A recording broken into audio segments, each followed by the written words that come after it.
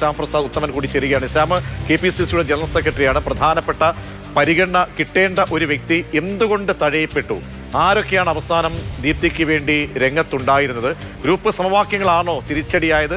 സാമുദായിക സമവാക്യങ്ങളടക്കം എന്താണ് ഇനി അവിടെ സംഭവിക്കാൻ പോകുന്ന കാര്യങ്ങൾ?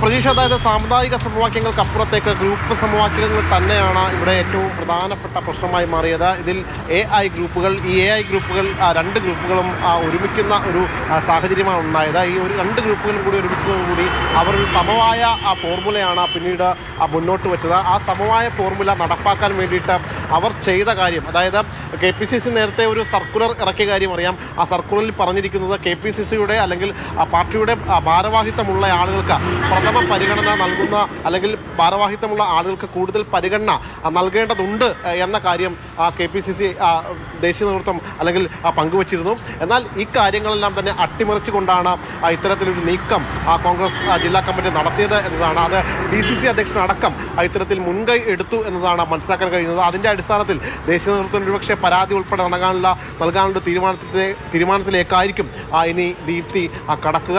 നിലവിൽ ഇതിൽ ഒരു രഹസ്യ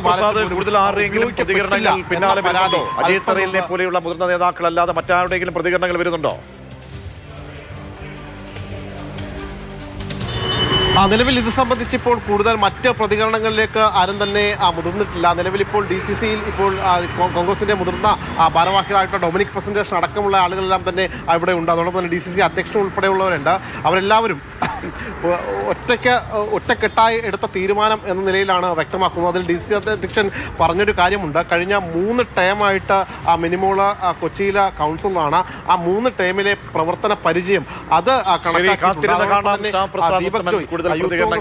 നേതാവാണ്. ഇത് വലിയ ചലനങ്ങൾക്ക് കൊച്ചിയിൽ ഇടയാക്കുമോ? ദീപ്തി എന്തുകൊണ്ട് ഒഴിവാക്കപ്പെട്ടു എന്ന ചോദ്യത്തിന് കൃത്യമായ ഉത്തരം നേതൃത്വത്തിന് നൽകാൻ കഴിയുന്നില്ല എന്ന കൃത്യമായ അമർഷവും വിഷമവും ഒക്കെ തന്നെയാണ് ദീപ്തി മേരി വർഗീസ് നേരത്തെ മാതൃഭൂമി ന്യൂസിനോട് പ്രതികരിച്ചത്.